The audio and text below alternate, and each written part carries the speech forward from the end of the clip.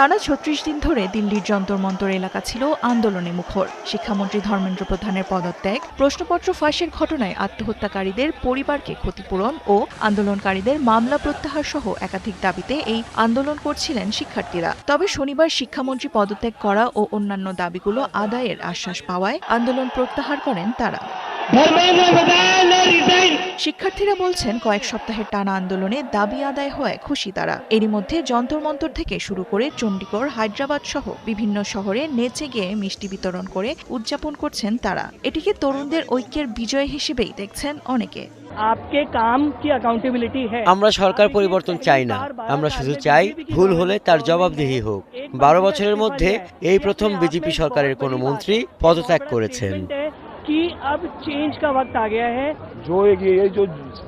আমাদের প্রধান দাবি ছিল পদত্যাগ, সেটি হয়েছে। এটি ভারতের তরুণদের বিজয় এবং আমাদের আন্দোলনকে আরো শক্তিশালী করেছে।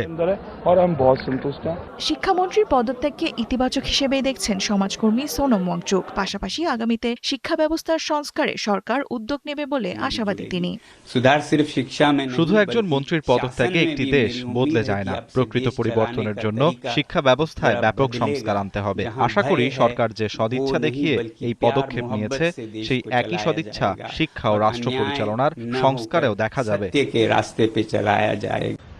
আন্দোলনের সাফল্য উদযাপনের পাশাপাশি আত্মহত্যাকারী পরীক্ষার্থীদের স্মরণে দেশের বিভিন্ন স্থানে মোমবাতি প্রজ্বলন করেছে বিরোধী দল কংগ্রেস। শিক্ষা ব্যবস্থায় সংস্কার না হলে আগামীতে আরো বড় আন্দোলনের মুখে পড়তে হবে সরকারকে, এমন হুঁশিয়ারিও দিয়েছেন কংগ্রেস নেতা রাহুল গান্ধী। প্রধান এক সিম্বল হ্যায়।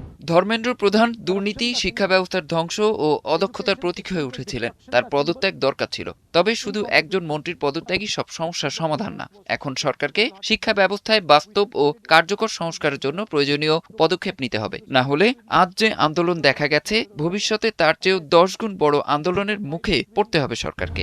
এডুকেশন সিস্টেম কো বদলনে কি সরকার কো লেনে পড়েঙ্গে। এদিকে শিক্ষার্থীদের 5 দফা সংস্কার প্রস্তাব পর্যালোচনা করে বাস্তবায়নের চেষ্টা করা হবে বলে জানিয়েছে ভারত সরকার। তবে শিক্ষা ব্যবস্থার এই সংস্কার কত দ্রুত বাস্তবায়িত হয় সেদিকেই তাকিয়ে রয়েছেন শিক্ষার্থীরা। দেওয়ান মুবাশশিরা হোসেন, 71।